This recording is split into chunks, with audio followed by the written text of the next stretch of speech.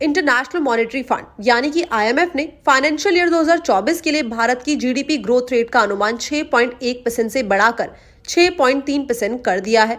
IMF ने अपनी अक्टूबर 2023 की वर्ल्ड इकोनॉमिक आउटलुक रिपोर्ट में इस बात की जानकारी दी है।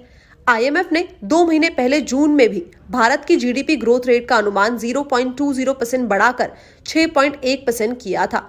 फिस्कल ईयर 2025 के लिए आईएमएफ ने भारत की जीडीपी ग्रोथ रेट का अनुमान 6.3% पर बरकरार रखा है। आईएमएफ ने रिपोर्ट में कहा है कि भारत की ग्रोथ मजबूत बनी रहेगी। ग्रोथ में ये तेजी अप्रैल जून के दौरान अनुमान से ज्यादा खपत को दर्शाता है।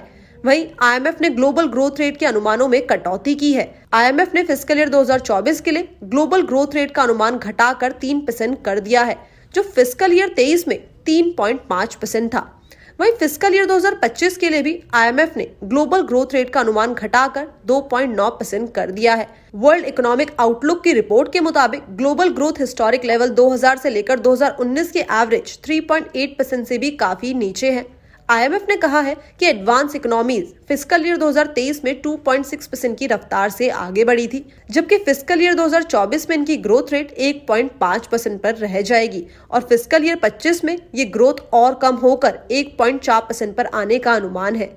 आईएमएफ ने इमर्जिंग मार्केट और डेवलपिंग देशों की ग्रोथ रेट में भी गिरावट का अनुमान जताया है। इनकी ग्रोथ फिस्कल ईयर 2023 में 4.1% थी। फिस्कल ईयर 24 और फिस्कल ईयर 25 के लिए ग्रोथ 4% रहने का अनुमान है। आईएमएफ ने चीन को लेकर भी जीडीपी ग्रोथ रेट अनुमान में कटौती की है। चीन का ग्रोथ अनुमान फिस्कल ईयर 24 के लिए घटाकर 5% कर दिया है, जो कि पिछले अनुमान से 0.2% कम है।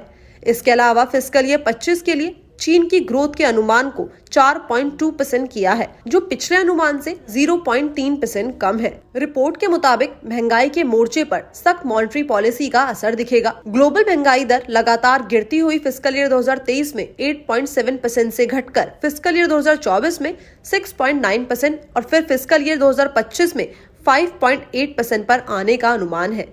हालांकि आईएमएफ ने साफ किया है कि फिस्कल ईयर 25 तक भी महंगाई दर टारगेट के दायरे में नहीं आएगा।